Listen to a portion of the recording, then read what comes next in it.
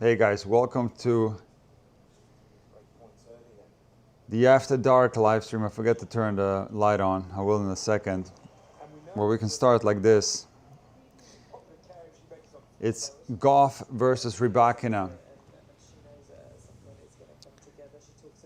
Very important match for both, but I think a little bit more important for Rybakina to establish her, I'm not going to say dominance because I wouldn't say it's necessarily dominant, but the way she started the year, to reclaim that form. I think this could be a stepping stone in that direction, especially with the US Open coming up very shortly. This will be a huge boost.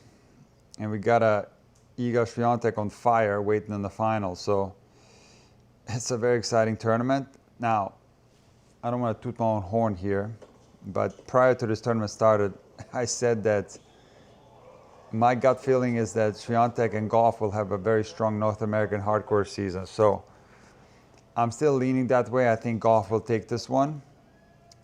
I don't think Rybakina is quite ready to get to the place where she once was. And that's earlier this year.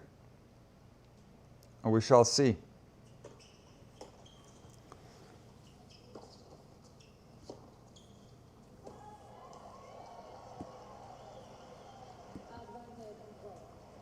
And Gauff right off the bat with a tricky service game.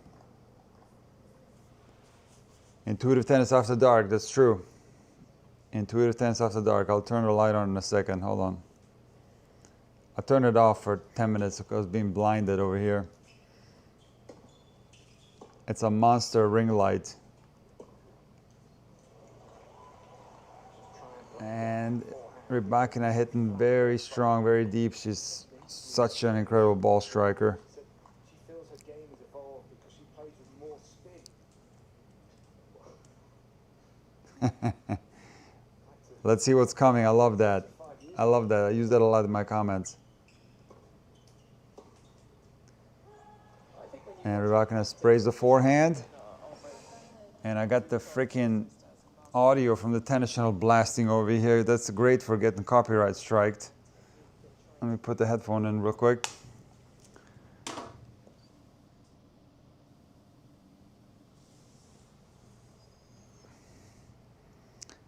I know the lighting would be cool, but I got to work on it. This looks borderline creepy.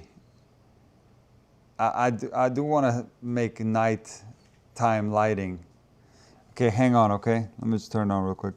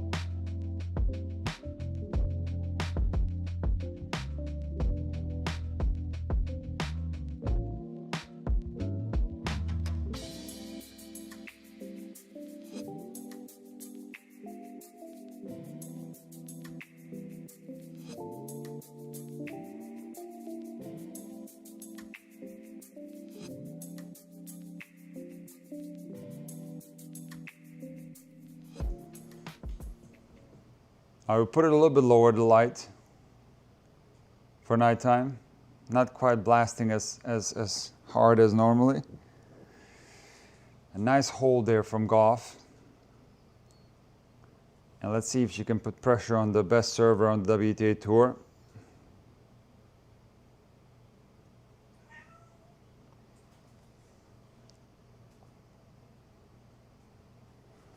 Gauff misses a forehand to the net, 30 love.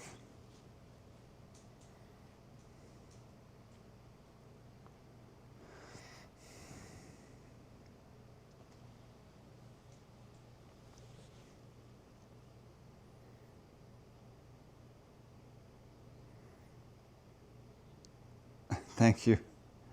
Thank you, appreciate that, random tennis gal.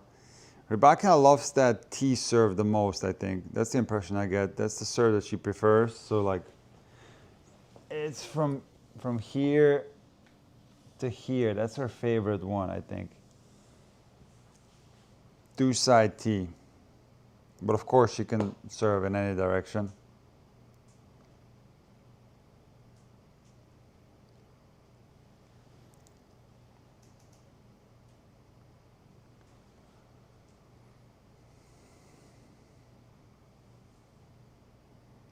Big serve there from Rybakina. I also love her prep on the forehand. She's so early in her forehand prep. Loads so well. It's like textbook.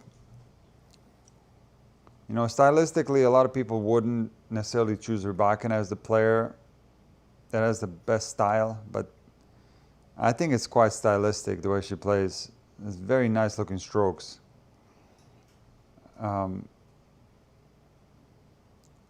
You know, someone like a Haley Batiste or Ash Barty or even Lily Tagger. Very nice strokes. But Rybakina, for me personally, up there. And the way her technique looks. So clean. Yeah, Rybakina could get to world number one, but I don't know, for the end of the year, it's like, it's going to be tricky because she's got that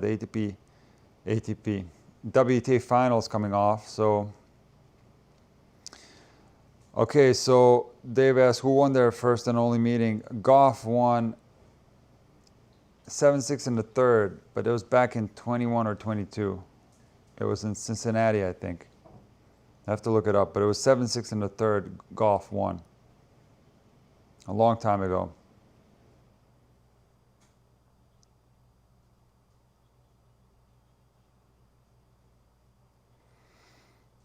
Gauff holding well so far. 40 love in this game.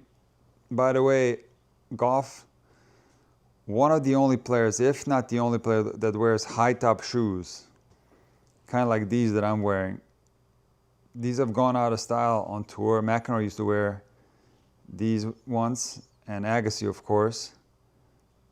Serena at times. And Gauff's New Balance are high top, they're higher. And one of my students had those shoes and they're really good actually. If you have a wide foot, New Balance is quite good actually. It wouldn't work for me personally, but I think it can work really well for a lot of players.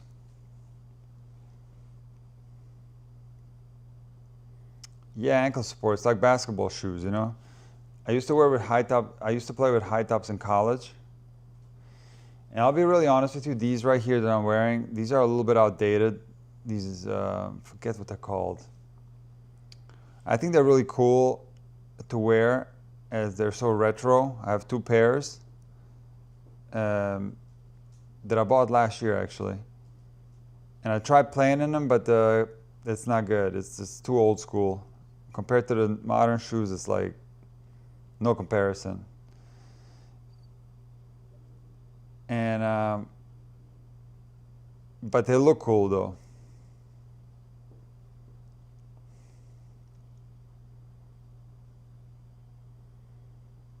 See, Random Tennis Guy is a Nike fan. I love that.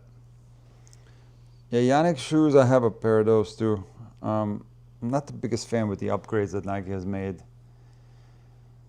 Man, I'm a little bit at the crossroads with Nike. I find myself wearing the Vapor 11s a lot. And I gotta be careful now because I pulled my calf muscle twice with the Vapor Pros. And something about it tells me it was the shoe. The first time I blew up my calf with the Jordans, and then the next two times with the Vapor Pros. And both of them kind of have the flat feel. It's kind of a flat feel, which I normally like, but I'm just scared. I feel like I need something like really cushioned now, and maybe a little bit higher up. So anyway, love 15 on the Rybakina serve. Gauff up 2-1. Some monster serve there from Rybakina. Good return from Coco. And Gauff misses the backhand. Into the net, 15-all.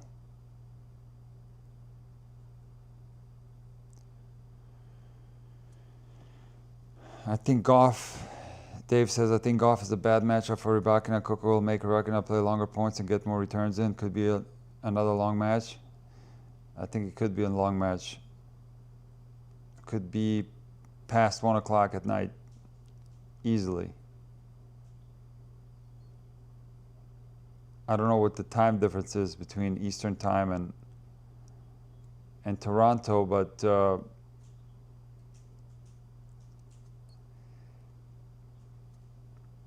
I think, you know what it is, Dave? Like, I think Coco is a bad matchup for most players on WTA Tour for the same reason as Iga, is that her game is different.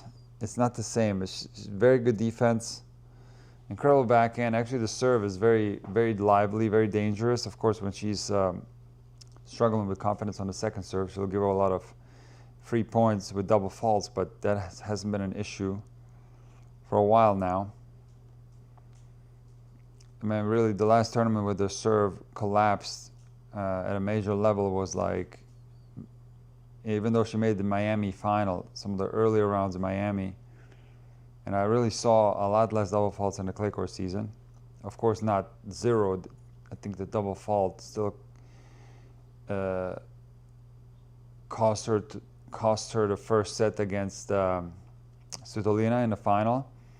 But for example, that match against Jovic in Rome, where she saved match point, she only had one double fault the whole match. So that's for sure tightened up that part of the game. And like I said, just like Iga, she's got a very, very heavy forehand.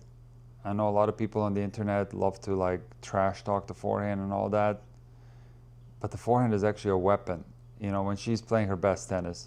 Of course, just like the second serve, when she's low on confidence, the forehand can fall apart, but when it's working, it's very heavy, it's very lively, it's uncomfortable, and she makes you play. Coco is a tough player. She never gives up. Like, for example, the Roland Garros final in 2025, that was, let's say, an ugly match. It was a super entertaining match, but it was a perfect Coco match. Like, she played well and was able to make Sabalenka uncomfortable and kind of self-destruct in important moments. And I felt Coco had a great opportunity to win Wimbledon this year. I mean, the forehand that she missed against Muhova was like right here. And it was literally right here, like this. And the ball, she could have put it like anywhere, you know, and she missed it. Went for a drop shot that she missed into the net. So that was the final right there. That ball was the final right there. And like I said in the previous live stream, if Noskova goes through those same nerves that she went through in the second set against Muhova and gives that second set away like that, if Coco is on the other side, I think it's tougher to come through in the third set. So I think the Wimbledon title was very close for Coco, and that's been her worst surface. So that's why prior to this tournament starting, I kind of had a feeling that Coco was going to play really well in the hardcourt season.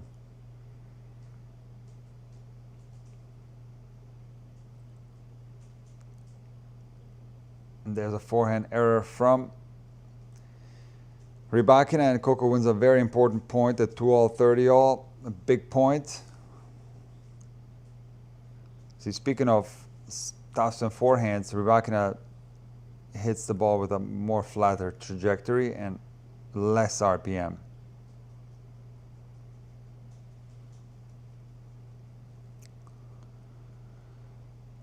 Nick, as a coach, do you get nervous watching your players play competitive matches? Yeah, I think it's probably worse. In a lot of ways, it's worse. There's another forehand error from Rybakina, 3-2 Gauff. No breaks so far.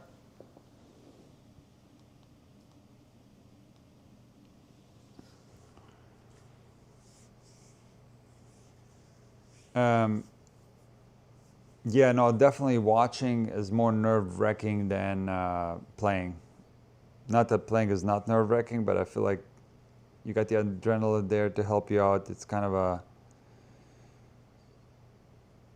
There's ways to get out of that, and sometimes you don't feel it as much. But the watching is like, you're so helpless, you know, it's tough. That's way tougher in my opinion.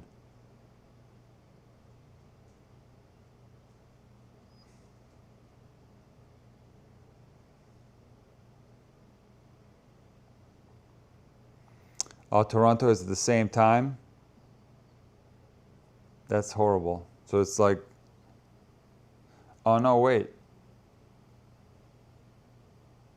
Are you sure? Because it says 12:13 a.m. right now. On the court, I mean. Does anybody know what time it is right now in Toronto?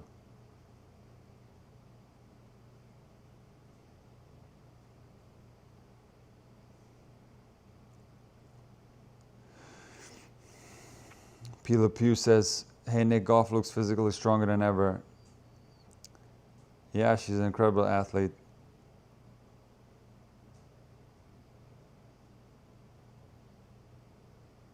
Okay, got it. So it's 11 p.m. right now? All right, so it's the same time. Okay. Yeah, sorry about that. Our Florida Garden. I just saw the clock, I swear. There's a clock, Rolex clock shows 12:14. No, you know what that is? That's the match time. Never mind. Never mind that. That's the match time. 14 minutes, right? And that's embarrassing. But yeah, that's the match time. It's a Rolex match time. I should have looked at the frigging analog clock right above the match time. Guys, it's late, okay? Give me a break.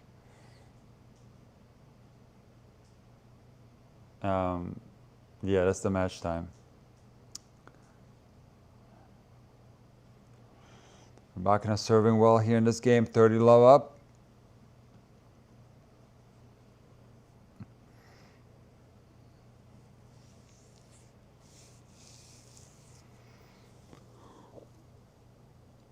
Not a big fan though. Yeah, it's intuitive tennis after dark, yes. And some of these mistakes are excusable. Look at the aces, 333. She's number one. Rybakina is the ace queen. And I love that. When she hits a big serve and gets a floater back, the way she prepares for the forehand. That's what I teach my students. That's a textbook right there. If you look at the slow-mo, look at the prep on the forehand. See? The early preparation. And then that rhythm. The setting of the feet inside of the racket drop. Perfect.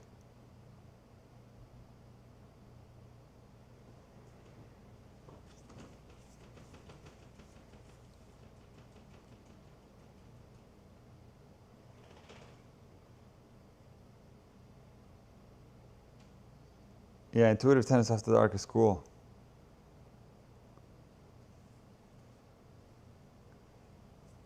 That is cool.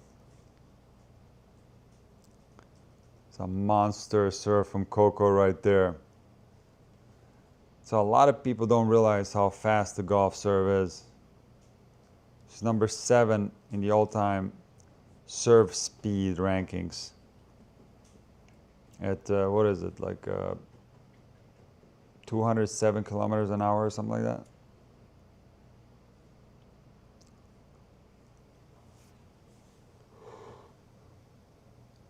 I think this will be tough, yeah. This can go both ways. This is going to be a very tough match.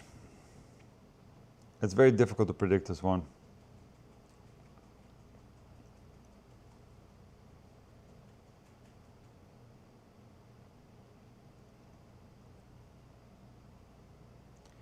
Three all, Gauff serving 30-15.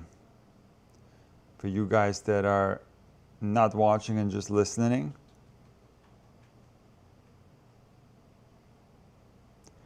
And there's a double fault from Coco. 30 all.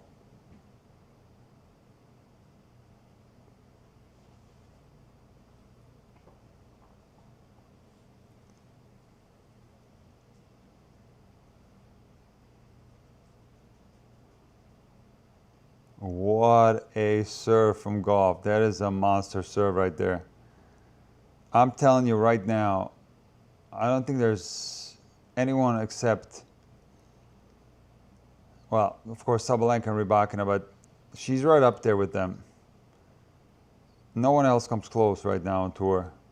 Noskova, second best server on tour currently, but serve speed-wise, Coco got her beat. She can't, I mean, she's incredible. It's incredible how fast she can hit the serve. At the same time, Coco has incredible hands. So it's that contrast, the power with the feel, which is so rare, especially on the WTA Tour.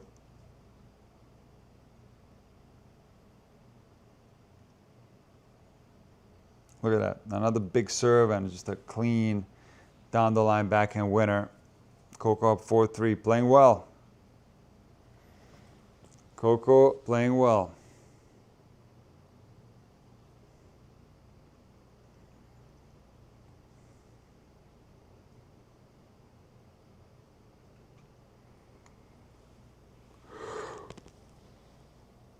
Intuitive tennis after dark, it's tough. What we're going to do during the US Open, like a, you know, one of those 5-set matches that ends at like 2 a.m., 3 a.m. We'll get through it.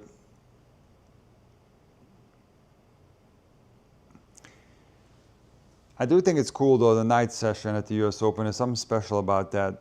I feel like the US Open has the best night sessions.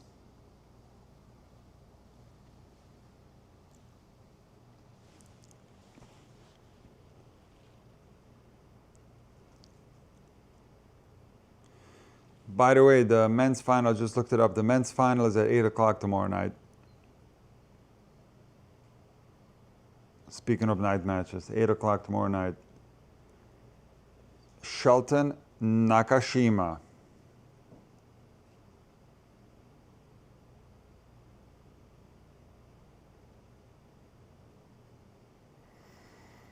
And I wake up naturally at very early. The cat wakes me up. Probably like at 5 or 6. I'm up. Sometimes I can go back to bed, but other times I can't. I don't usually ever sleep past 7. 7 is the absolute latest. And it doesn't matter what time I go to bed, that's the scary part.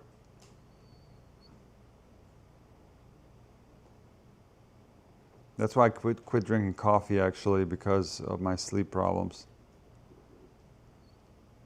I haven't had any coffee in a long time. I think since Wimbledon.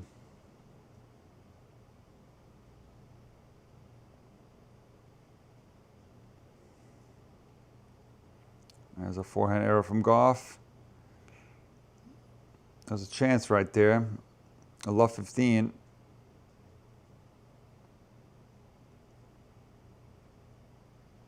She went up the line, but overhit it by a little bit. Yeah, the cats are brutal. They just want you up. And you know, it's funny. Like they wake you up, give them something to eat, and then you're completely up, unable to go back to bed, and then they go to sleep, and they're sleeping like until 11 a.m. or something. Beautiful backhand from Coco at 15:30. Here's a little chance. A mini window, like I sometimes say.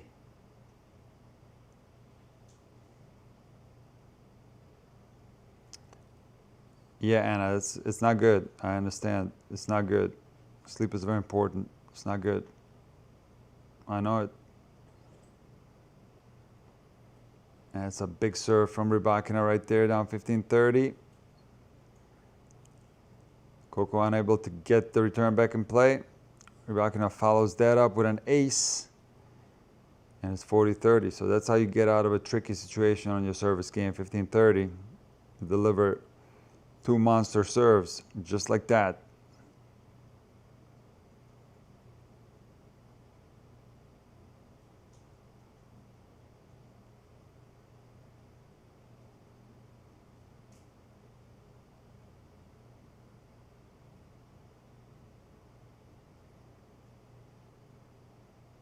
Wow, Rybakina, what 3 points after the 15-30. That backhand was so good, that high backhand. And another big serve. Gets a high ball and just leans on that backhand so nicely. Take a look at this. Look, lean into that thing.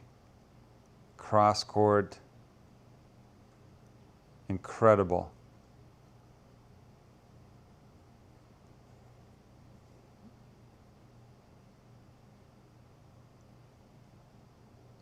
Four all.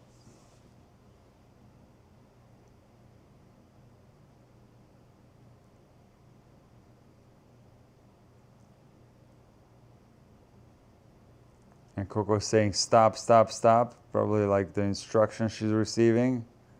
She wants them to stop. I can't blame Coco. Professional coaching, one of the worst innovations in our game. Completely unnecessary. Most players don't care about it. Most players don't want it. Having a hard time figuring out what the purpose is of that. Surely it's not for the entertainment factor. Or the WTA would have continued with the mic'd coaching on changeovers that they tried a few years back. That's a nice point for Coco right there. Rips that backhand cross court. Draws the error from Rybakina, 15-all. Which side would you avoid when playing against both these players, forehand or backhand? Well, with Coco, it's like you do want to target the forehand. With Rybakina, it's less. There's less of a weak spot. I don't think there's a safe place to go against Rybakina. Forehand and backhand is incredibly even and incredibly good. It kind of depends on what's happening in the match. Like, it's not going to Coco's forehand. It's not like that's not going to do anything. But if it's like maybe a tight situation and you're in a rally, maybe direct more to the forehand. Maybe you'll get an error from that side. It's like that. But both are, you know, incredibly high-level players. Like, just definitely separated from the rest of the tour. These are the multiple slam winners on the WTA tour. They're above the rest. There's 4 of them.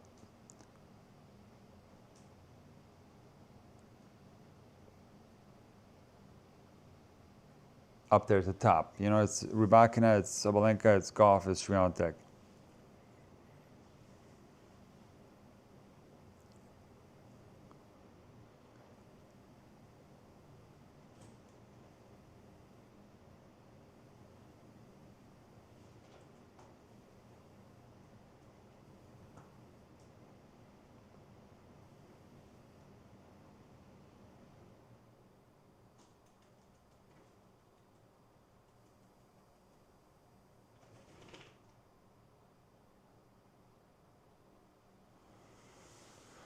Beautiful point there from Rybakina, nice little dropper.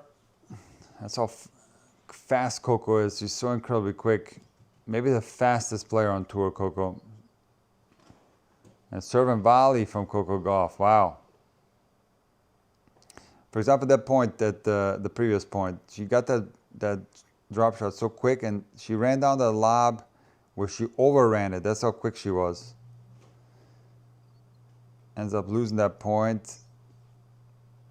But that serve and volley, very surprising tactic from Coco, but it works. Draws a return error from Rybakina. I think the surprise factor was there. And Coco's up 5-4.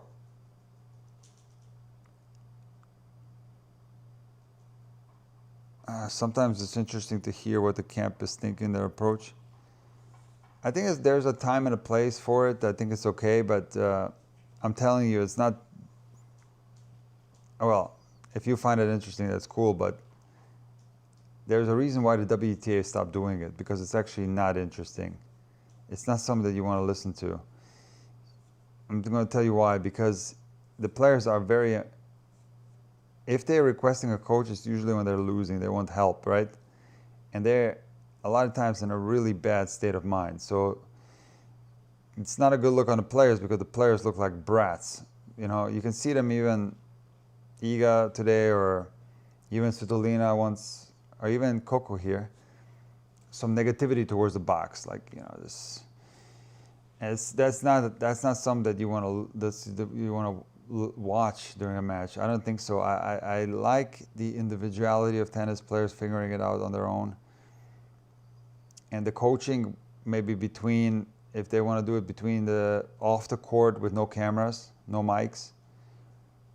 I'd be cool with that. Or in rain delays, of course. Like, all that stuff is great, but. Another thing that's, I think, a bad look is the coaches that are mic'd. They feel like they have to perform for the mic, so they're overcoach and they're rattling off like 20 different things consecutively. The whole thing on the WTA Tour was a disaster when they tried it. And I'm not saying it's always bad, but sometimes it's tough to listen to. Like, who wants to listen to a coaching box constantly go like, oh yeah, come on, you got this, do this, blah, blah, blah, like constant like barking orders. I don't get any entertainment from that. But Anna, what you said there was an interesting tidbit there with Cahill. Yeah, certainly that would be cool to hear something like that. But that's usually not the reality of it.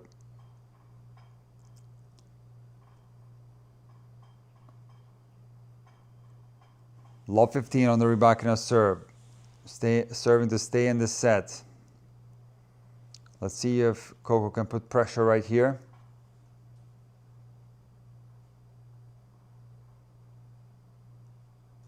Oh, second serve. She misses a forehand return. She wishes she can have that back. And it's 15-all.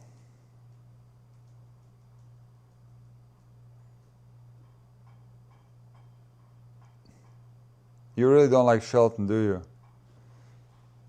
Center Maniac doesn't like Shelton. I think Shelton is great for the game, but he's polarizing, definitely polarizing. From the get-go, in 2023 when he made that semifinal at the US Open, and Djokovic, like, you know, did the phone thing, it was such a funny moment. Because that was Shelton's celebration. It was polarizing even back then, and to this day it continues to be with Ben. But I think Ben is great for the game, and I think he's like such a unique player, so incredibly powerful. And just an incredible athlete. I think it's fantastic for the game.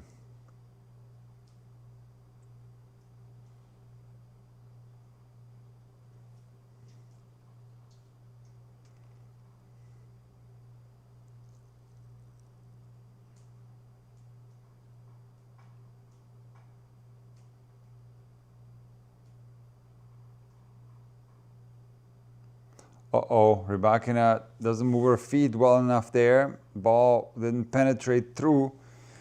She should have stepped up to that one. Doesn't. Frames the forehand. Set point Coco Gauff, 30-40. Wow. Wow, what a mistake on 30-all on her serve.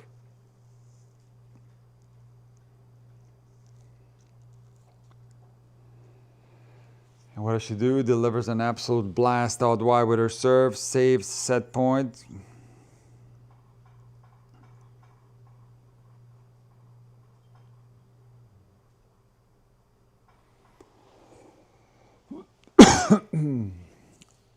It's 40-all.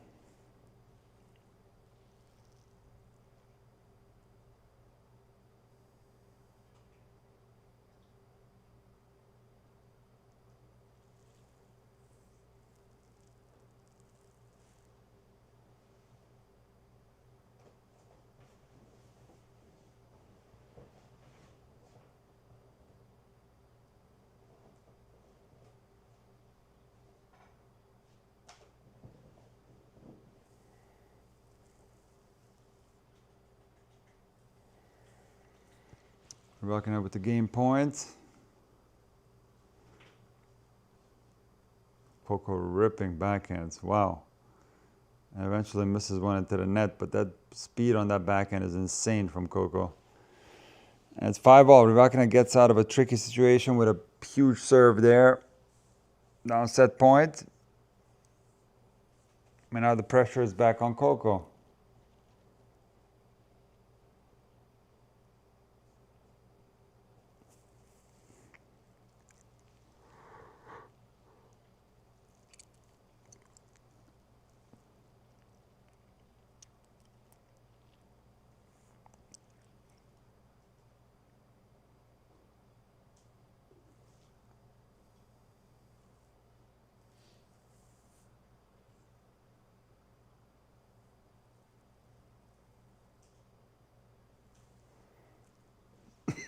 Nice serve from Coco there, 15-love. Out wide. Random tennis gal. Yeah, I think it's probably going to a tiebreaker. Yeah.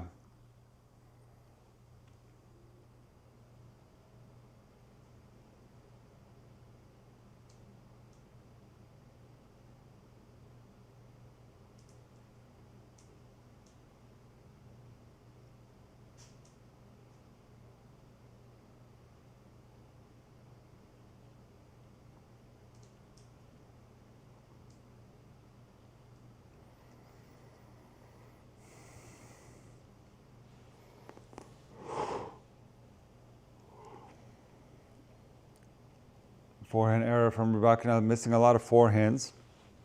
At this stage of the set, it's not good. And a lot of it is forehand, it's footwork mistakes.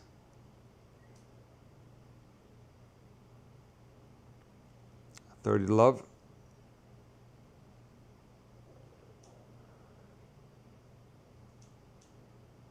And Gauff misses an open court forehand. That shot did not have to be that close to the line. Rybakina was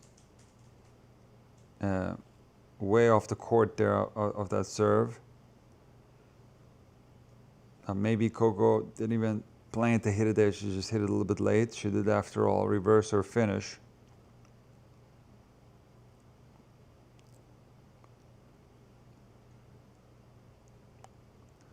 There's a pretty good second serve from Gauff to the Rybakina backhand. It was a kick serve. But Rybakina is so good at taking the ball a little bit higher on her backhand. It's a cross-court return, and Gauff misses her backhand down the line, overhits it long, 30-all. That's going to be the break point or game point right here. Big serve from Coco, second serve Gauff.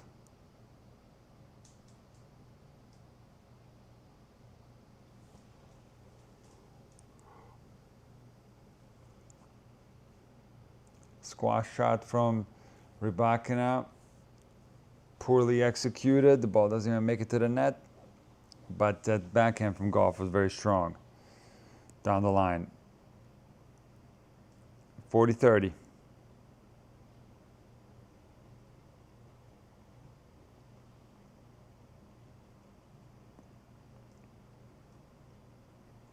Big serve from Coco again. Inside out forehand, Rybakina covers that forehand. Doesn't do enough with her backhand pass. Gauff with the angle drop volley. Rybakina can't get to it. Gauff holds 6-5. Pressure back on Rybakina to stay in the set.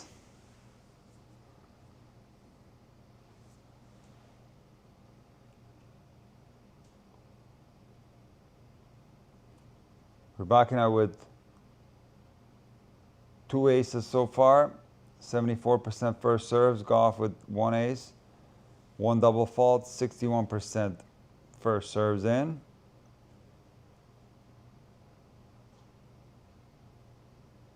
And Gauff faced 3 break points on her serve, and Rybakina only 1.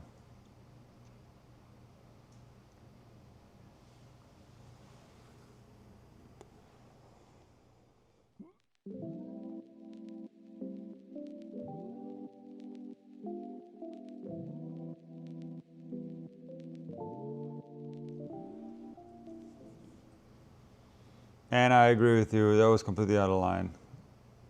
That was completely out of line. I agree with you. Ridiculous. I read that. And it's not even true what was written there because, listen, I don't know if maybe it's false, but I thought there was a diagnosis there. And that did reveal the problem with his wrist. Now, I thought that came directly from the team, but according to what you're talking about, it didn't come from anywhere, or that person wasn't aware of it. I don't know, but there was something released from the team officially, and it was in all these articles in Spain. And even if you type it into the Google, what is Alcaraz's wrist injury? Tenosynovitis shows up. So how did that start? Like, is that all made up? I don't think so. And even Rafa commented on that, on tenosynovitis, and said that he had it twice. So I don't know. Alcaraz is practicing though, so he's practicing. Love 15.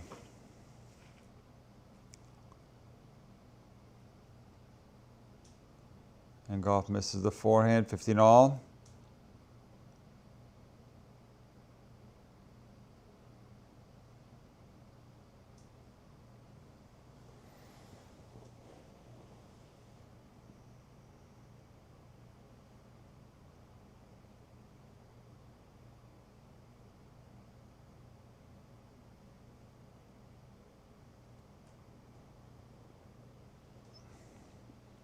Yes, 15-30. Again, same situation as in the last service game. Pressure is on Rybakina right here. Very negative body language. It's a shank backhand there at 15 all. Huge serve. However, Gauff with a fantastic return gets it back in play, and Rybakina smothers a forehand into the net. And it's 15-40. 2 breakpoint chances for Coco Gauff. Let's see if Rybakina can serve her way out of this problem right here.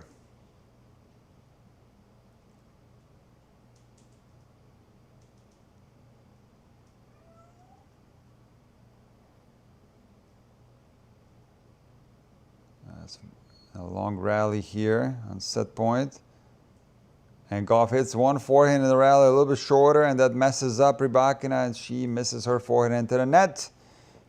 First set goes to Coco, 7-5. Guys, you hang tight, okay? We'll be right back.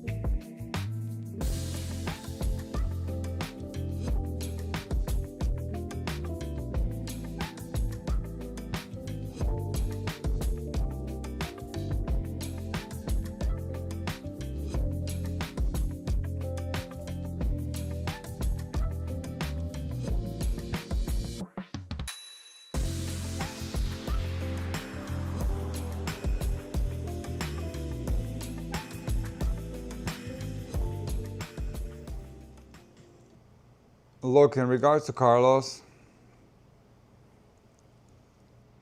you know, even with what's widely known as the injury that he has, which is tenosynovitis, even within that, there are some doubts. And there's just a lot of speculation. And there's not a lot of info available. So we don't really know 100%, I guess, if it's what he has indeed. I think he does have that, but it's just not a lot of info there. It's hard to find any info. And even if he did have that, as I've discussed in a couple of videos of mine, and I've consulted with like experts in the field, like generally like 2 months is enough for that. So he should have been back for Wimbledon, you know, but now he's not even sure whether he's going to play US Open. So you can understand why people start to speculate, right? But I think when someone starts diagnosing somebody's mental health from far away, I think that's like ridiculous. That's so bad. Unless that person is like very close to Carlos and knows him really well. But even then, no, this is not good to say something like that. And to be fair though, I know about this, but I don't recall whether he said he might be or he is or whether it was a definite statement or that part I don't know, so can't really speak on that. But the second set is underway. Coco's serving first. That's 15 love. There she misses a backhand. It's 15 all. Rybakina left the court and Coco, just like Svitolina, kept herself warm. But Coco, she actually was serving. She was serving.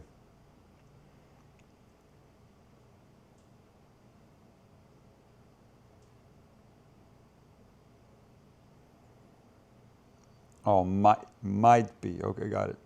Might be. Gotcha. But yeah, still, even just putting that out there is like, I don't know, it's, especially for someone like Carlos, like,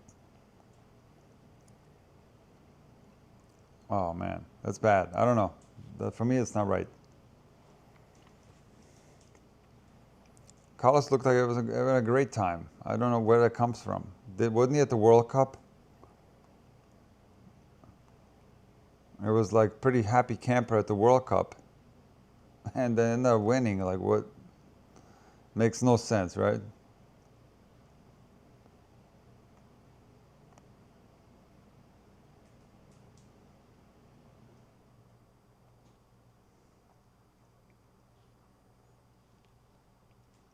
Gauff with a very strong service game here. First game of the second. A 40-15. She's redirecting Rybakina's power really well. Holding her own. And she's most importantly drawing errors from Rybakina. Holds 1 love. Let's check the unforced error count real quick.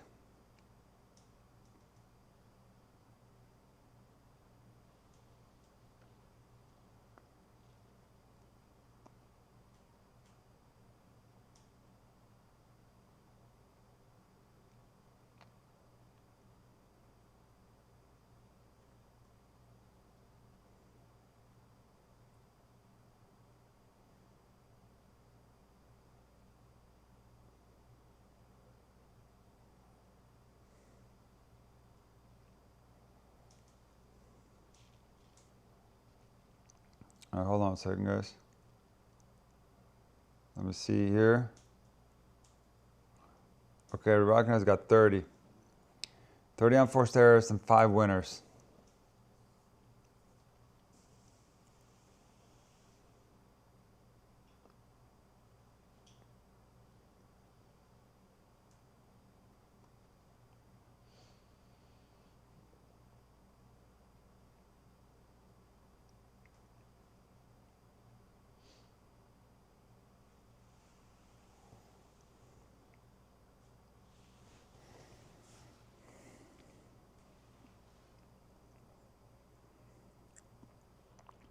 Gauff on this particular point actually straightened out her forehand, hit a lot more flat than she normally does, and then she follows that up by a down the line backhand winner. And ball goes right on the line. There's love 15.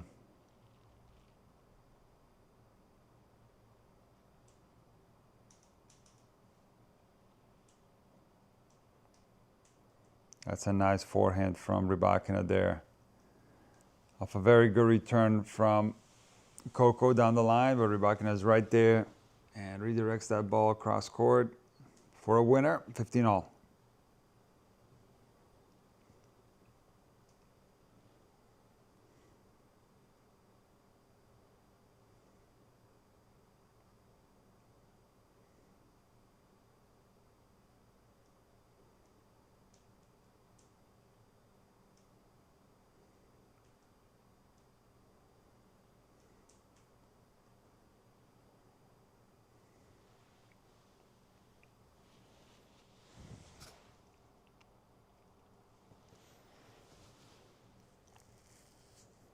Rybakina with another forehand error, 15-30.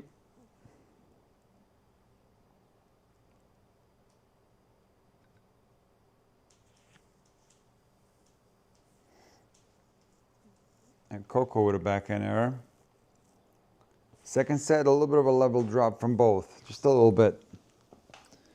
Not much from Coco, but certainly a lot of mistakes right now from both players.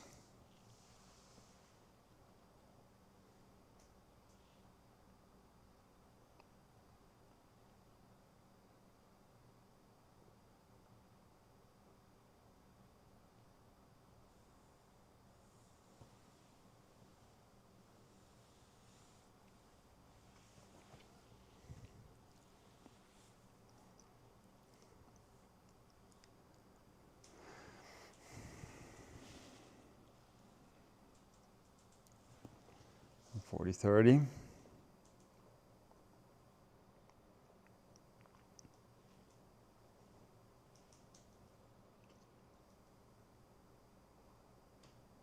Nice serve from Rybakina.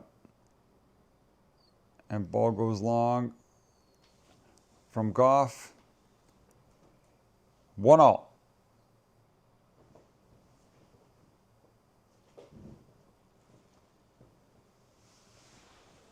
Hi, Lucy. Hi, Lucy.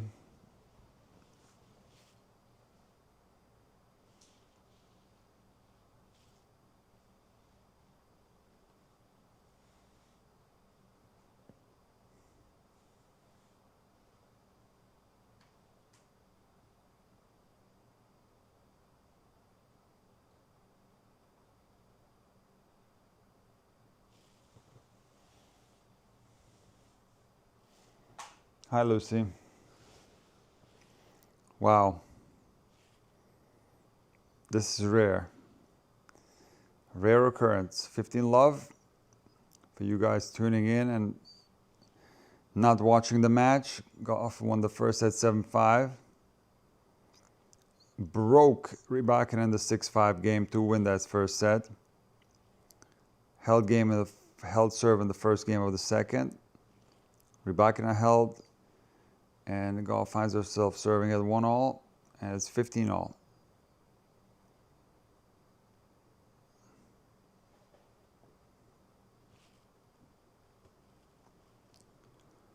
I will do, Anna. Thank you for the recommendation.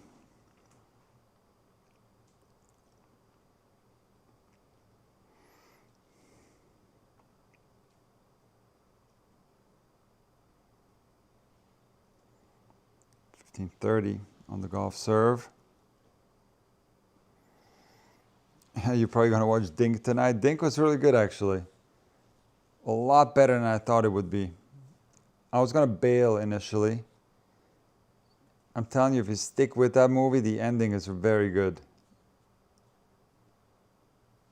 It's not a bad movie for what it is, you know?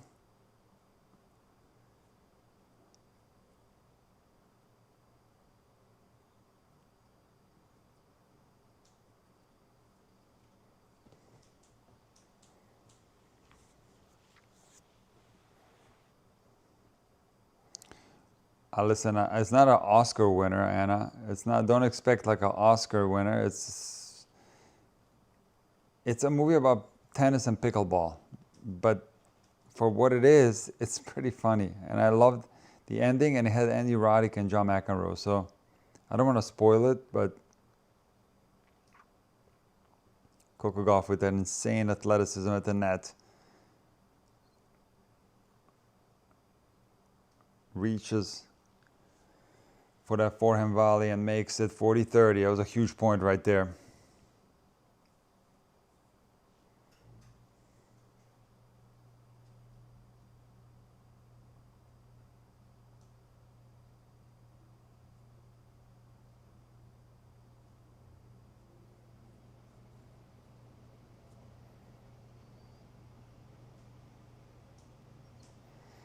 I have seen that, yes. I have seen that game, yeah. Raja, I have seen it. It's, was it Tipti? Isn't it like a mix between tennis and pickleball?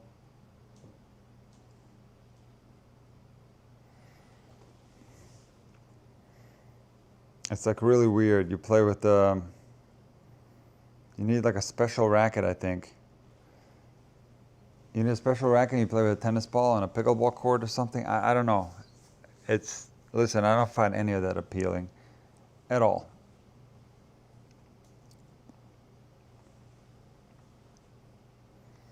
Gauff with the game point. And a strong return from Rybakina. Back to deuce.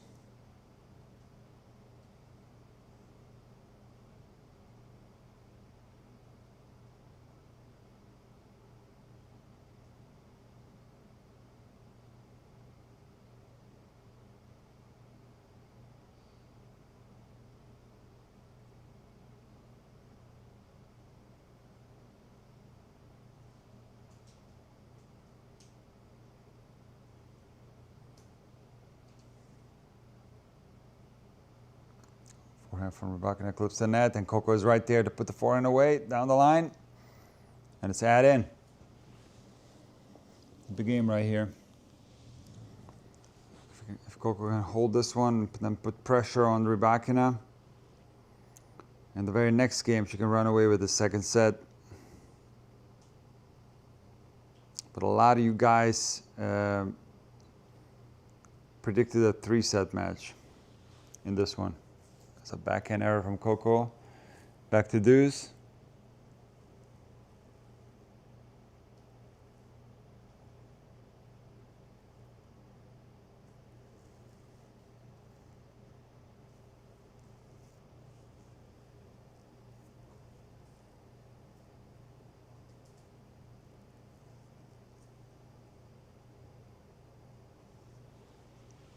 Very strong play from Coco there. Humongous serve down the tee, and then a clean-up shot close to the net, similar to the Wimbledon match point. Coco, if you would have done this, and look, wasn't as high as that one in the Wimbledon match point, but similar area of the court and similar circumstance, like the entire court open. And Coco decided to hit a forehand drop shot. And there's a hold right there from Coco. Up 2-1 second set. Okay, guys, hang on.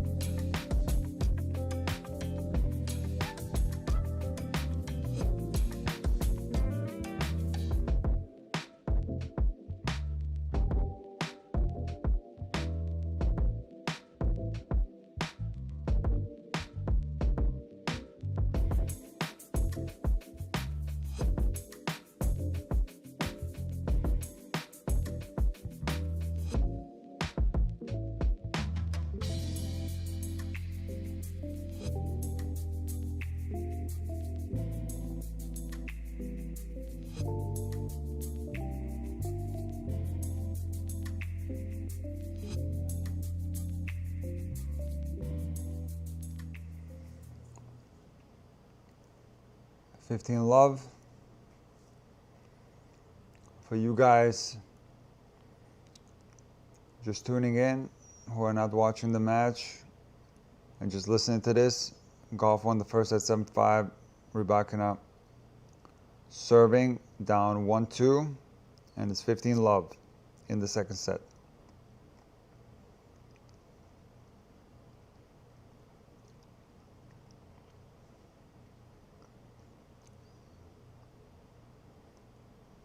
Down the line backhand attempt from Rybakina on the very first ball. After the serve, she misses wide.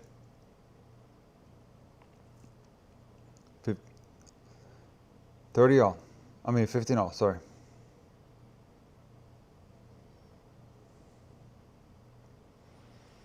And it's 15-30.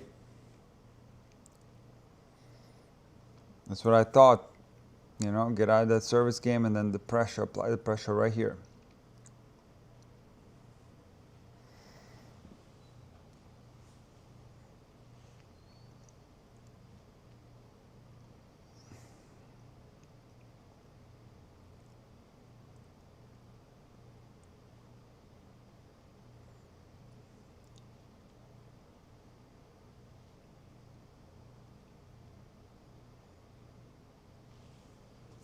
That's a unfortunate error for Coco. She wishes she can have that back.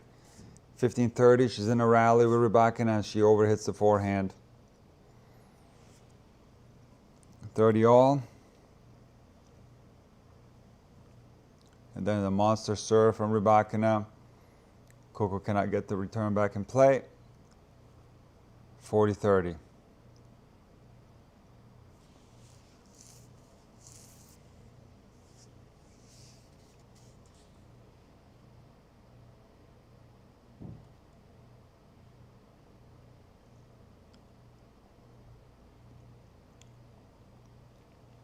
And what a hold by Rybakina there.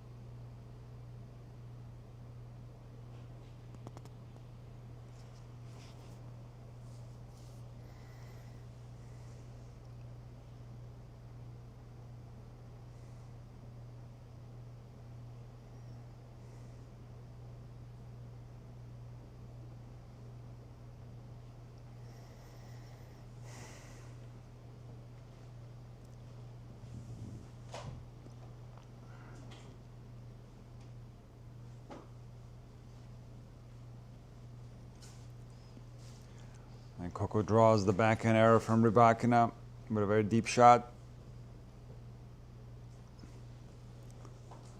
15 love.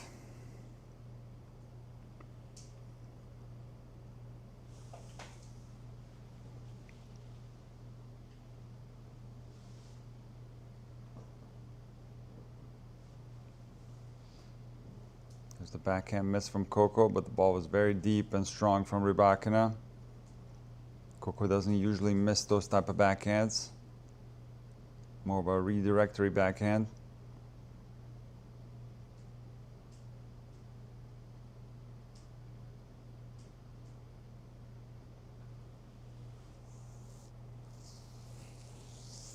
Rybakina misses wide, 30-15.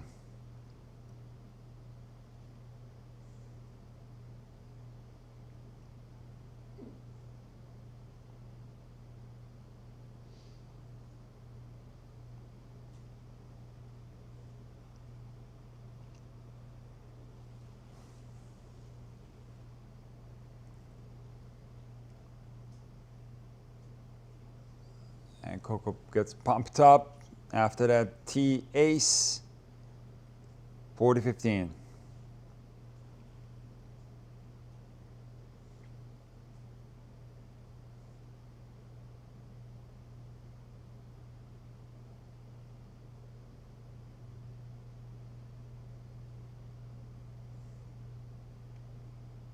Wow, what a return from Rybakina there. That thing was like a frozen rope. Look at that thing in slow-mo. What a return.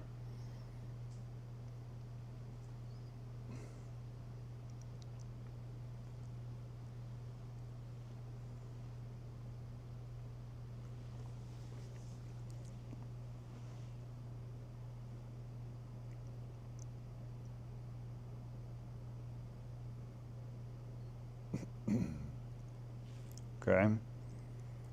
Forehand starting to click from Rybakina. 2 in a row. Absolutely clobbered. 2 returns in a row with the forehand. That's the thing about Rybakina. She might do 2 more of those. Like once she catches fire, it's danger time. 40 all. And there's the 3rd forehand return in a row. And not sure why Gauff keeps serving to the forehand. Rybakina is feeling the forehand big time right now. Would be wise to serve to that backhand. Mix things up, and here's break point chance for Rybakina.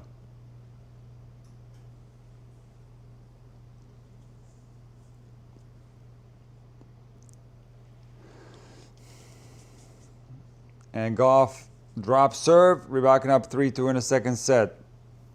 Wow. Wow, wow, wow, guys. Big surprise, huh? Here.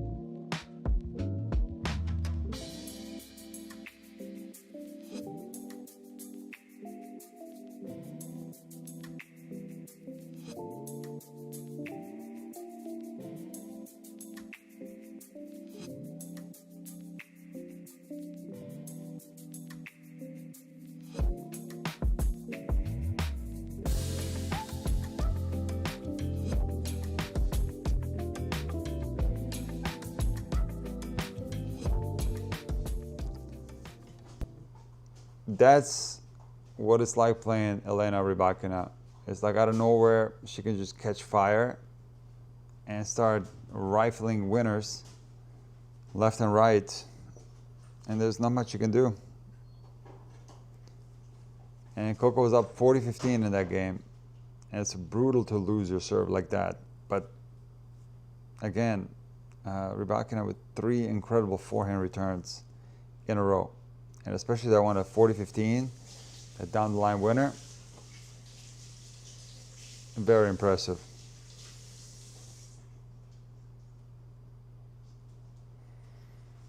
And now Coco spraying the forehand a little bit. 15 love.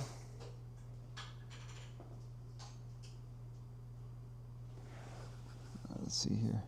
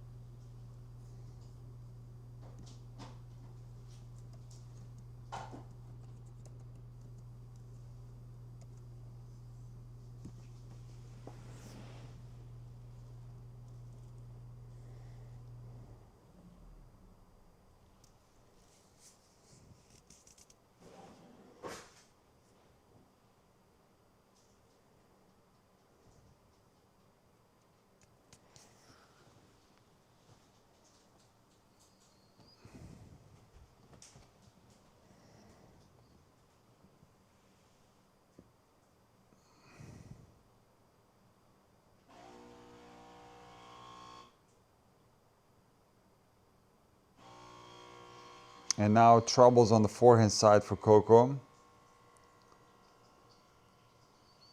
looks less confident right now when she's swinging on that forehand. Looks like there's a bit more hesitancy. Dumps a forehand into the net, 40 love.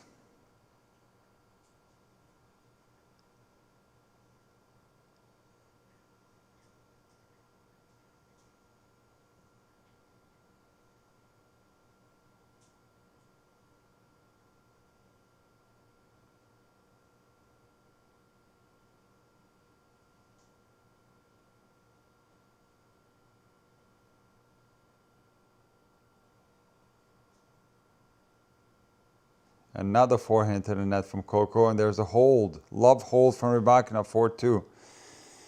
The Gauff game falling apart a little bit right here. It's definitely dropped off. And that's how it can go.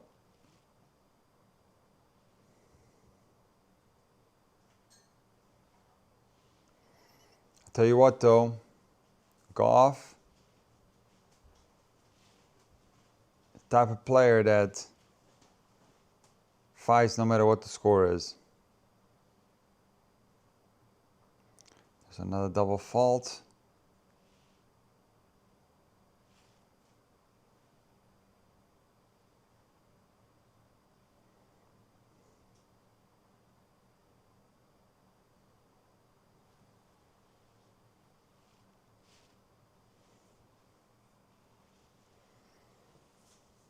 There's consecutive double faults here. Love 30. Yeah, Gauff played a fantastic match. All the way up to 40-15 on the previous service game. That's when it started changing. And it wasn't really her playing poorly. It was Rybakina just started blasting forehands. But now Coco Gauff's game has disappeared. 2 double faults in this game and a forehand way long. Overhits it by a lot. Love 40.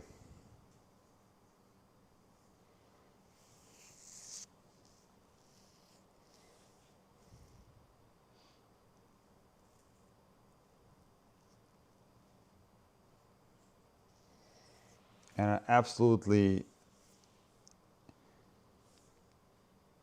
incredible backhand return from Rybakina. Cross-court winner, 5-2, 2 breaks. This set is gone, guys. Pretty much. Pretty much, we're going, looks like we're going 3. Here.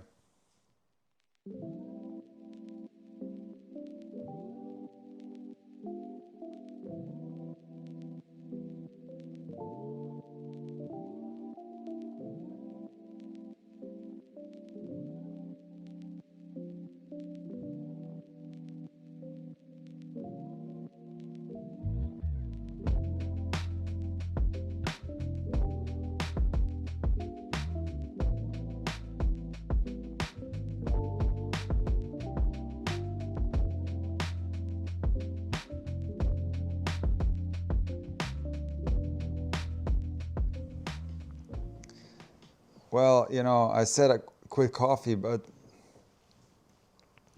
I'm back on it. I'm not going to be able to stay up for a third set. So, remember, I get woken up by cats at 5 a.m.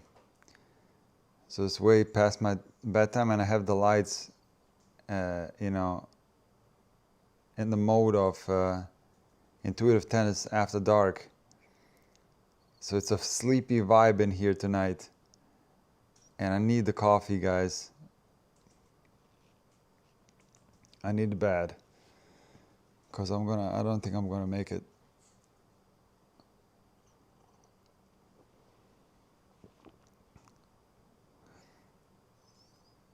Yeah, they have final tomorrow, yeah. And they play tomorrow. But it's, you know, it's late at night. Shelton against Nakashima is 8 o'clock. So I wonder when they're going to put this. Probably at 7. They always have the weird scheduling.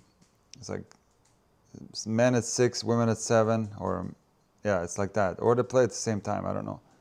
Or the women play in the afternoon, but that would be a disadvantage for the winner of this match because, mind you, they're probably not going to go to bed before 4 o'clock tonight by the time they're done with everything.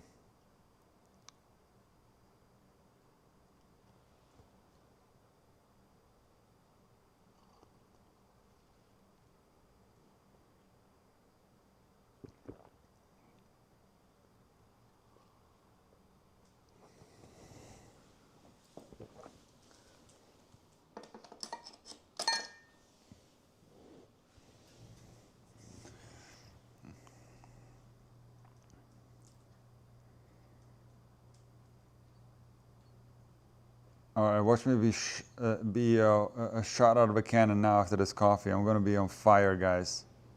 It's going to be pure energy. 30-15. Rybakina 2 points away from the second set. Yeah, Dave, the forehand is the forehand and the double faults. That's the two spots of her game. You know, that are a problem in some matches. Not to the same extent as they once were, but still.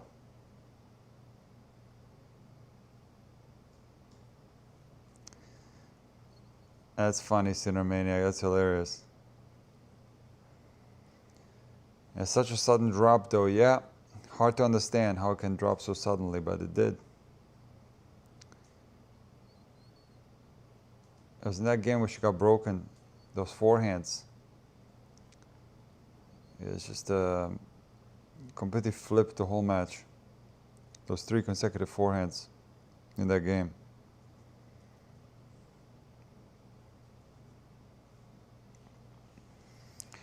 Of course, Forever 25. Why not? We're going to be staying up late during this North American hardcore swing.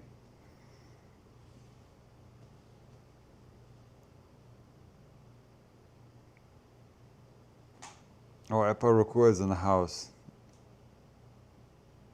Yeah, the forehand is toast from Gauff. What do you guys think for the third set? What do you guys think for the third set?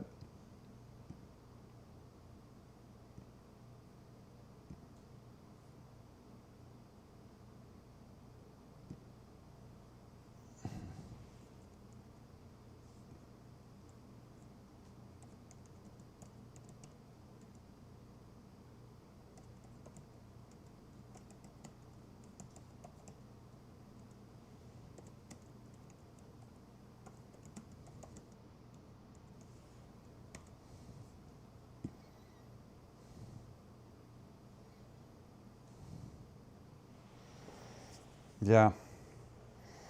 So hard to say whether Coco is going to keep struggling or not. I think there's a good chance that Rybakina is going to keep rolling. Maybe, you know, this is just what Rybakina needed this year to come through a couple of tough matches.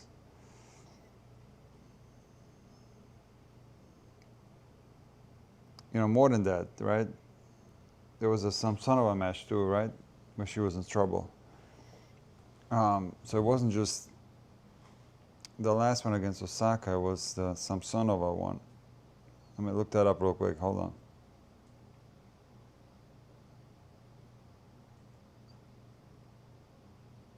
In the first round, I didn't see that one, but against Kazatkina, 6-4 in the third. Samsonova, 6-4 in the third. Osaka match, she was down a set and break. So that, we live streamed that.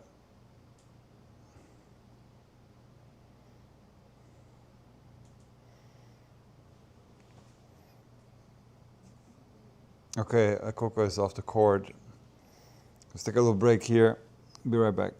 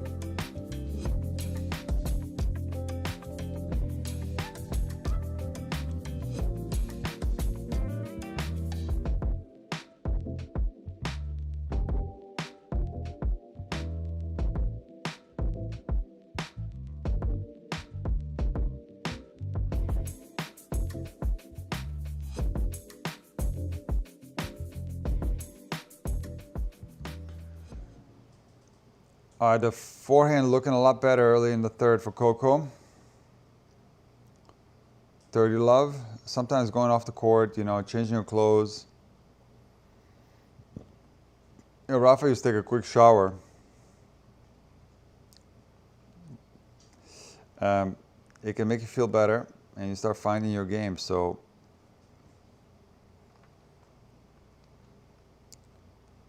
we shall see.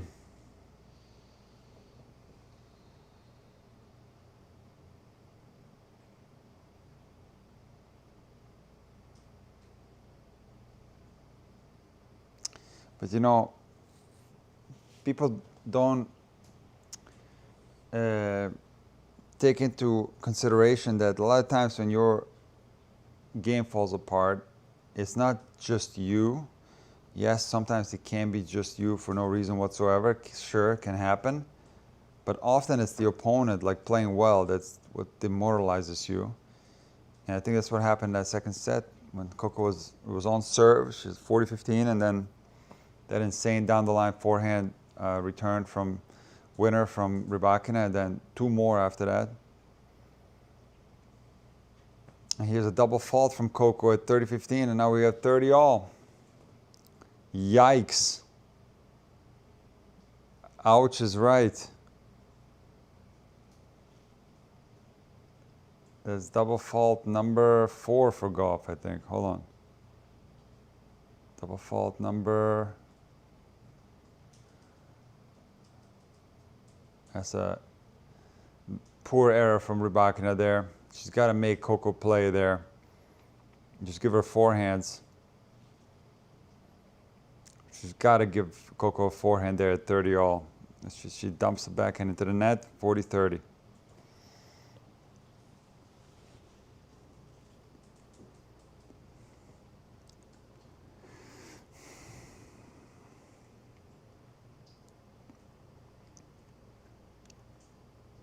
And Coco thought that was in. She was getting ready to walk to the other side of the court there, but the backhand cross court misses. She hit that very hard. And back to deuce.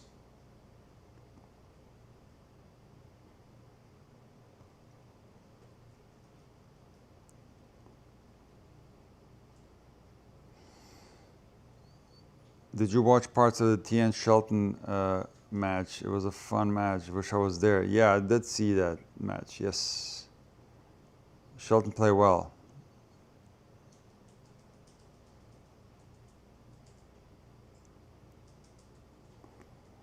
That's a nice serve there from Gauff. Add in. I mean, I didn't look. I watched in the match as I was live streaming the Swiatek Svitolina match. So I mean, I didn't see it that closely, but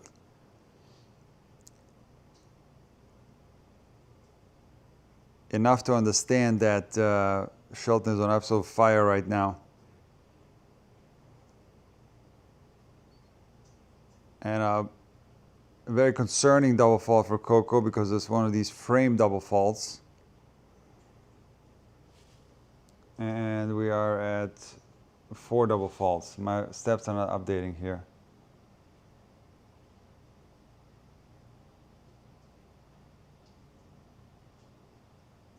Yeah. That's more than 3. It's a big first serve from Coco. She makes up for that double fault. Add in. Problem with Coco is that the serve has gotten better, but at times she still makes contact way too far behind her head, and that can explain some of the frame shots. And what a hold from Coco there! Despite the 2 double faults, she holds. It's a nice forehand into the backhand corner of Rybakina with a reverse finish. And it's 1-love. That's what Coco is really good at. You know, she can double fault like crazy, and she doesn't let that derail her. And a lot of the Coco issues are mental. I'll never forget the Vekic match last year at the US Open where it was such a weird match. Coco was like close to tears because she just simply couldn't find the court with her serve. And then after the first set, I think Vekic left the court.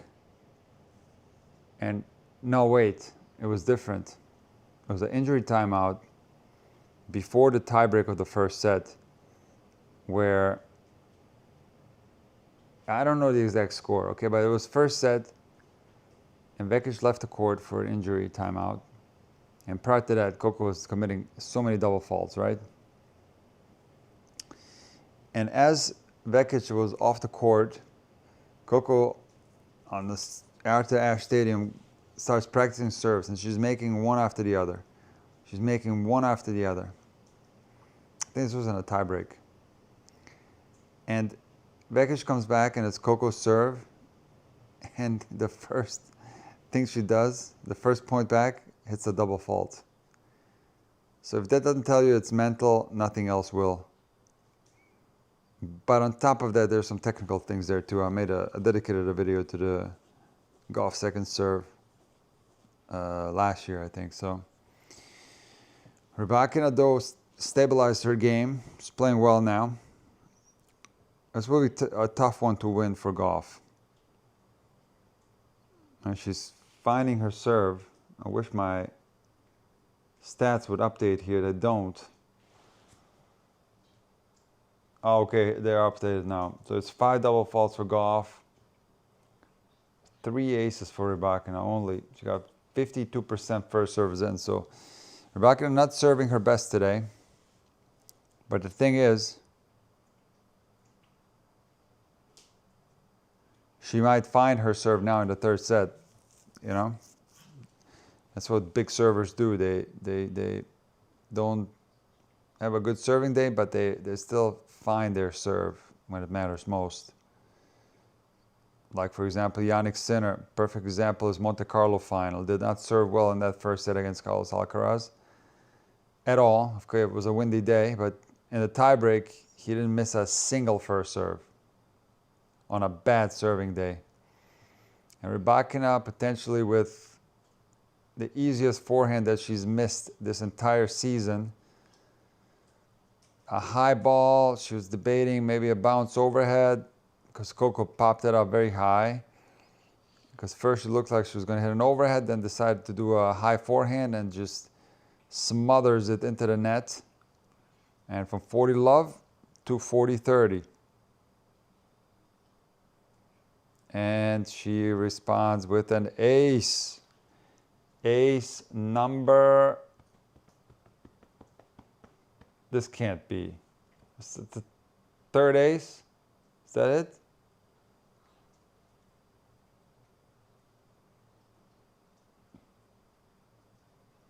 This can't be.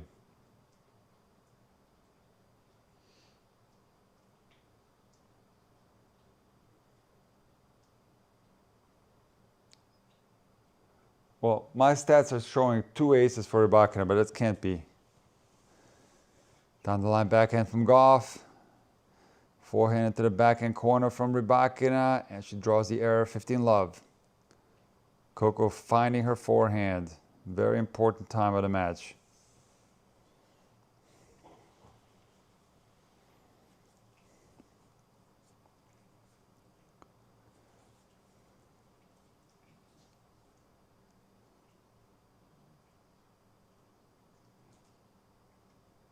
Drop shot from Rybakina works. The surprise factor was at play there. It wasn't the greatest drop shot, but Coco did not expect that. She got stuck there, frozen at the baseline. 15 all.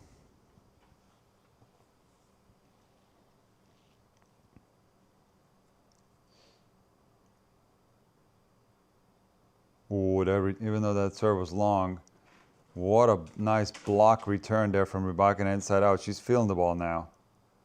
Second serve Gauff. And the ball gets stuck in the net from Gauff off her forehand. 15-30. Second serve from Gauff. This is going to be tricky here to get this second serve in. It's going to be very tricky. She gets it in. Deep return from Rybakina. She overpowers Coco, who's falling backwards. And she misses the forehand. Doesn't hit it clean. 15-40, 2 break points for Rybakina.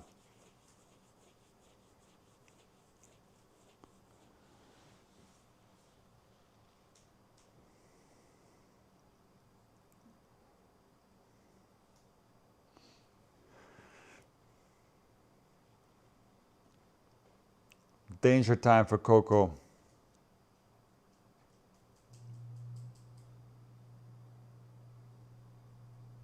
Wow, what a shot from Coco there.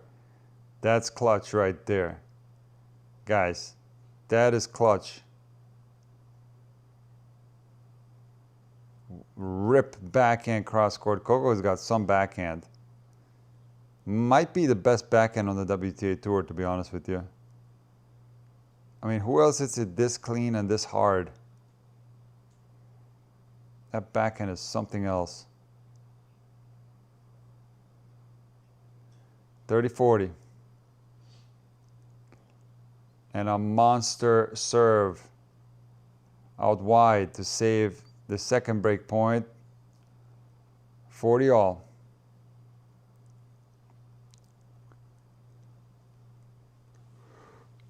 What a serve for Coco there. That's crazy. Down break point. That's crazy right there. Slice serve. Very good. Gets Rybakina on the full stretch there on the forehand. Add in. Amanda. Oh yeah, I get what you mean. Amanda's backhand, yeah. Yes, you're probably right. I would put Amanda's and Samoa backhand as number one. Yeah, you're right about that. I didn't think of that. Put Coco at number two. But there's so many great backhands on the WTA Tour. I mean, Rybakina's backhand's got to be top 5, if not top 3. And a spectacular hold from Coco Gauff there. Incredible.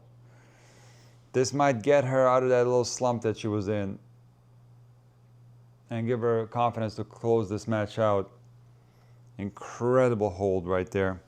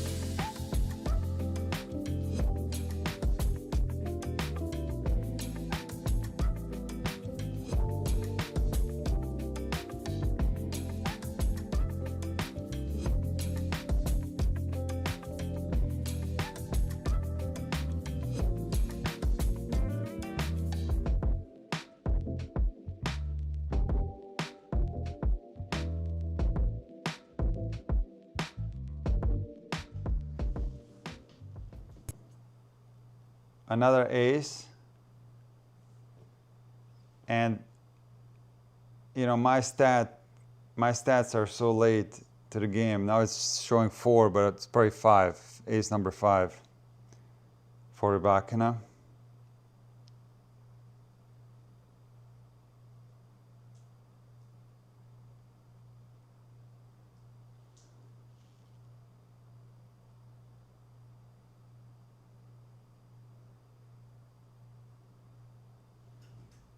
Whoa, what a shot from Rybakina there. That's crazy.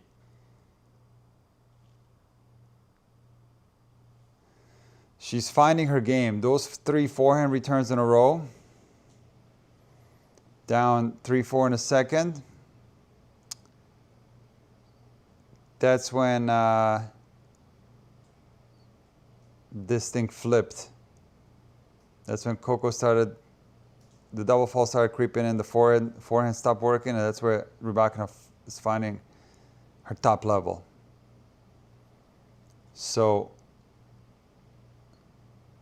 this would be a tough one for Gauff. 40 love.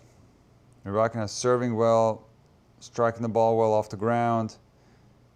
And as I say that, she misses a very easy forehand. She's missed a few shots like that. Very easy shots. But you know, at 40 love, I guess you can get away with it. 40-15.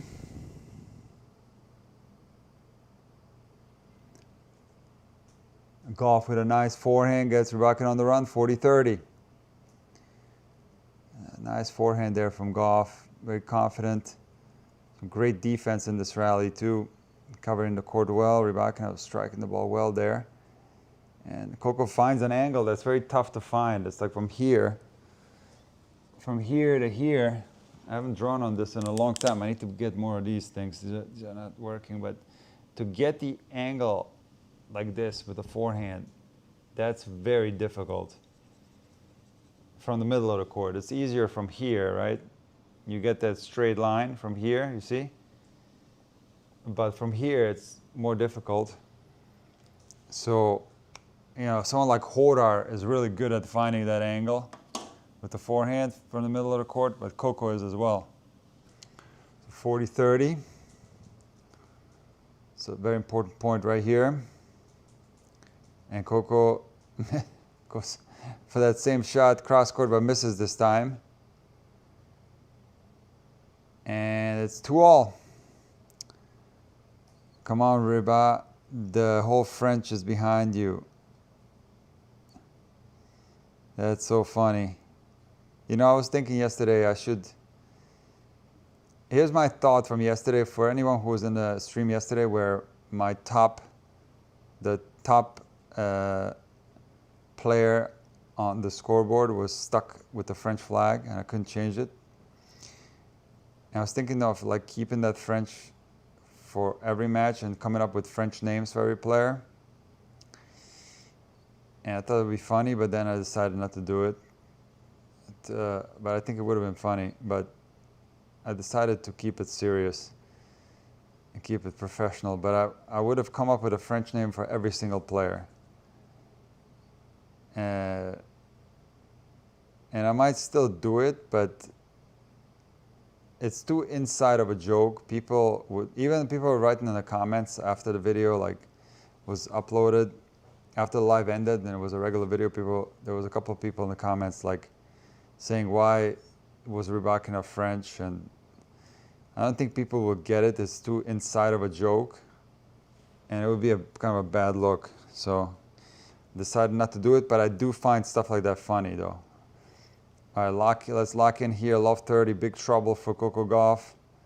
Huge trouble. Rybakina striking the ball exceptionally well, and Coco is still struggling. Misses the backhand cross court. Love 40. A French version of Gauff.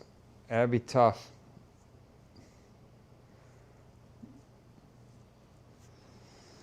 Love 40. 3 breakpoint chances for Rybakina and a monster serve from Coco. First breakpoint chance saved. 15-40. Big serve again. Good return this time. Oh, and the forehand again from Coco lets her down. The ball clips the top of the net, goes wide. Break for Rybakina, and you don't want to be down a break against Rybakina, who's feeling her serve. This is going to be a big problem for Coco right now. I did not think this was going to happen. I had Coco in this one. I had Coco in this one. But yeah, that's French Shelton was hilarious, you know.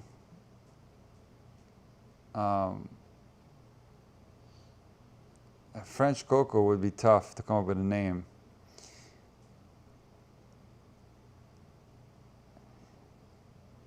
I know what you mean, Random Tennis Guy. We should have kept it, the French names, but it's just too much of a hassle to explain to people that come in there that don't know the context, and it's too inside, you know.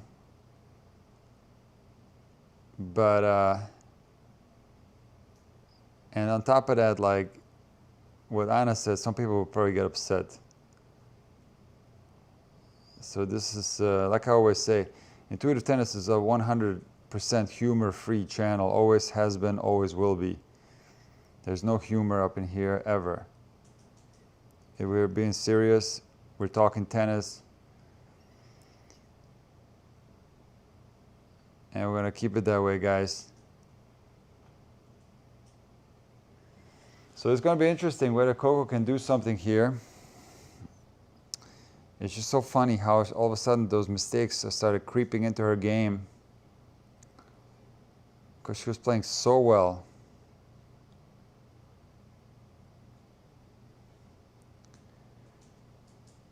All right, Rybakina serving 3-2.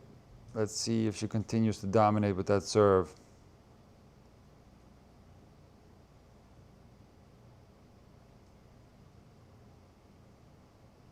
And she got new balls too.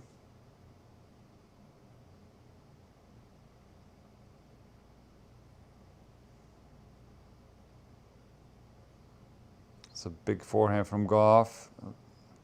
Nice to see her striking it with confidence.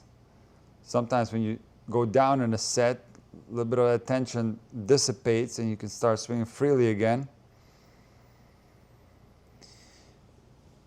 And Rybakina gives her an unforced error there with the forehand, goes cross-court, misses wide, love 15. Rybakina is so good when she gets like that floater ball. Again, perfect preparation, perfect technique. And she did miss like some of the easiest forehands I've ever seen her miss in this match, but you know, like that particular one right there was perfect. Inside out winner, 15 all. She gets another half court one off a good serve, makes this one 2. Winner down the line, 30-15.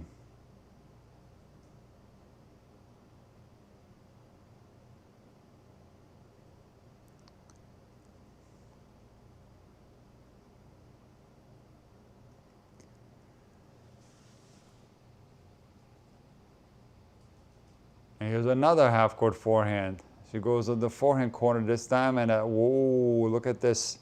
Rybakina with that little angle backhand volley for a winner, 40-15. It's like 4 forehands from the half court in a row. And she made 3 in a row. That's basically how she, you know, that's the bread and butter of the Rybakina game, is the serve. And then if the serve comes back, it's the serve plus the forehand. On top of that, she got an incredible backhand as well. And as you saw there, some pretty good hands too at the net.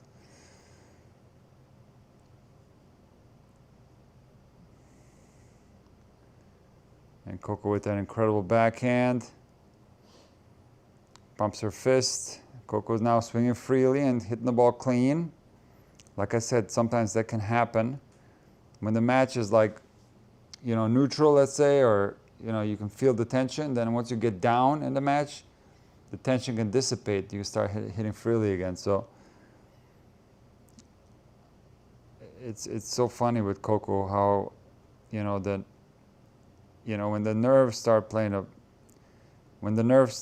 a factor in matches, it's that second serve and the forehand that can let her down. Still, doesn't happen that frequently, doesn't happen in every single match, but it does happen here and there.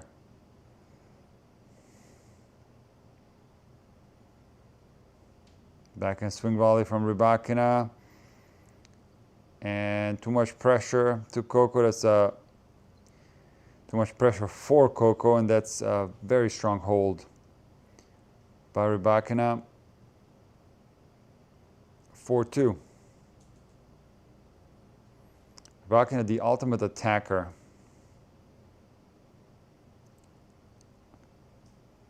Forever 25, the cats are sleeping? Yes, all of them are sleeping. They're so asleep. They will be up probably right when I go to bed. And they'll stay up all night, so. But right now they're completely asleep. Yeah, and I'm going to do both finals. I just have to find the schedule, though. I'll definitely want to do both of them. Double fault Gauff, number... Where is it? Number 6, I think.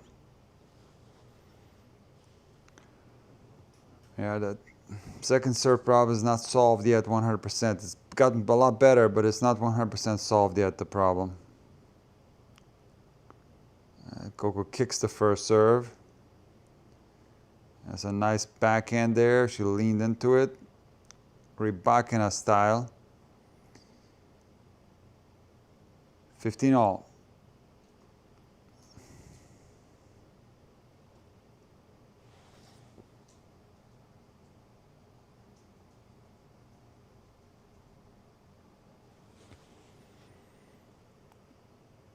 It's a big serve right there from Coco. And there's Rybakina with a high backhand crosscourt winner. Kind of a carbon copy of that backhand from Gauff from a couple of points ago. And we got 30 all in this game.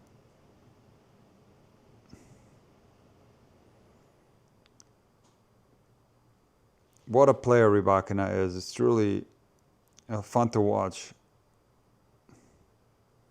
It's like pure power. Delivered in a stylistic way. Very, very nice to watch. 30 all. Either break point for a double break or game point. There's a forehand rip return. Was that in?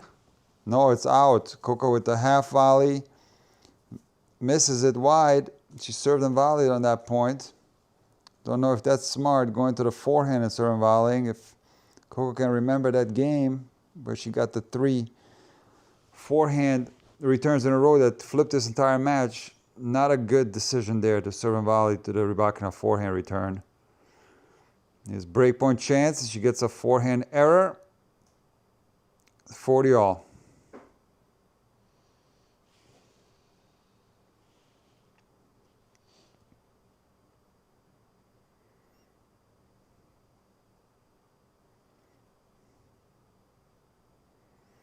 Second serve.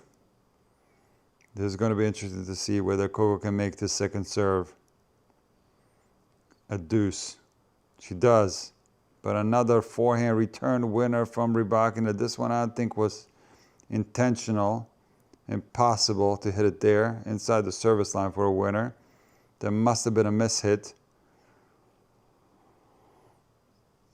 And here's another breakpoint chance. Breakpoint number 2.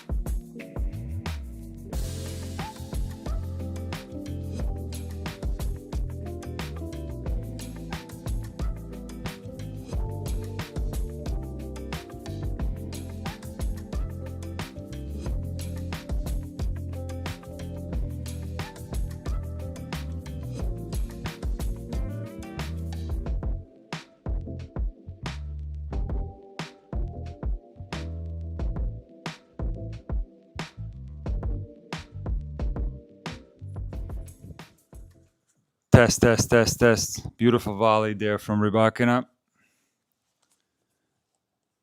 That's 15 all. Let me put this on. The wind protection, very important indoors. All right, we're back with the audio. Yeah, I should have kept an eye on the thing. The mic died. The transmitter died. It's that T serve from Rybakina, her favorite, but she sprays a forehand. A wild miss there. Got 15-30.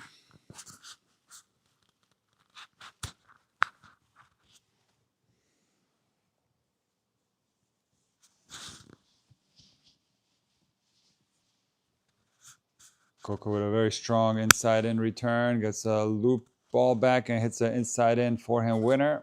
And just like that, 15-40. 2 break point chances to get 1 break back.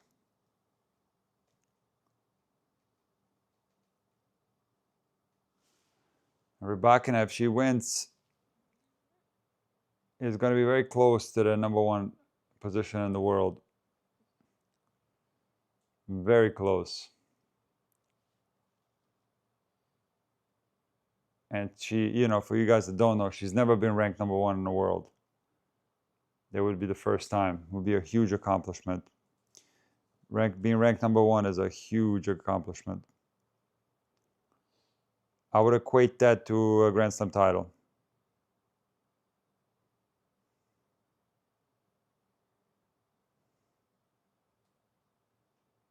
What a shot there from Rybakina. Very difficult shot. The traditional low ball backhand when the opponent is at the net, and to come up with a pass like that down the line, very difficult. Rybakina's got great hands for those type of shots. And 1 break point chance saved. Here's another one. Let's see if a huge serve comes here. And it does. A monster serve out wide, down the line backhand winner. 2nd break point chance saved. 2 down the line backhand winners. Her backhand is something else.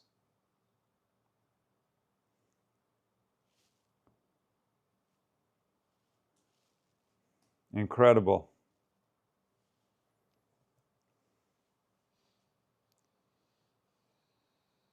Monster serve down the tee. That's our favorite serve. I know I said that probably for the 5th time today, but sometimes it's good to repeat. Here's the match point for Rybakina.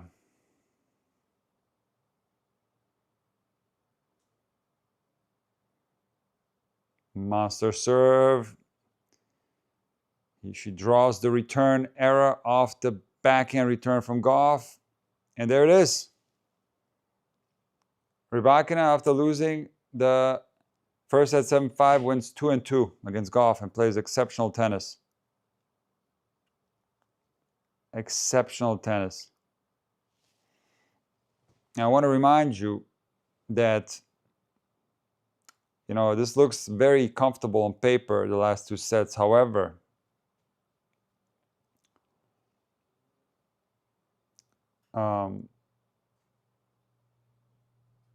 Gauff had, you know, she wasn't up a break. I might have misspoken earlier, but it was 2-all. And that service game at 2-all changed the match completely, because it is here where Gauff was up 40-15. And then Rybakina delivered those 3 consecutive forehand returns. So it was actually on serve, and the match flipped there because she held to love. The next game went up 4-2, broke to love. So she won. She went on an absolute rampage there. And there's also here where Gauff's game, it's late, guys, okay? 1 o'clock, Gauff's game started falling apart, and the double faults started to come in. The forehand started to fall apart too a little bit. And, you know, Coco did find her game. Don't think she necessarily played a poor third set, but ever since those 3 forehand returns, like I said, it was Rybakina at the top of her game, and I think this is a very important tournament for her. This is her first final since Stuttgart, and something like this can turn the rest of the season for Rybakina around. And this level of Rybakina can win any tournament she enters. She can win this, she can win Cincinnati, she can win US Open, anything. It's just, you know, best server on tour with those ground strokes. She can be unplayable. Now, if Iga can find her top level, we're going to have a fantastic final. A very fun final to watch that can, quite frankly, go both ways. It's hard to pick a winner there. And, you know, both of them didn't play a perfect match, so it might not be a perfect final either. And it's going to be interesting to see who wins the clutch points and who can, you know, who can get ahead in that one. So I hope they already have the schedule for tomorrow so we can plan. So the men's final is at 8 o'clock. And they don't have the schedule yet. So I guess we'll have to find out. Yeah, I don't have it yet. So I guess we'll find out. We'll see. And we'll be there covering it live tomorrow, both of the finals. So guys, thank you so much for being with me here after dark. I think we're going to have a lot of this until the end of the US Open. Should be fun. And we'll see you tomorrow, all right? Have a good night. If you're not in the US, have a nice day. And I'll see you guys in another one. You take it easy.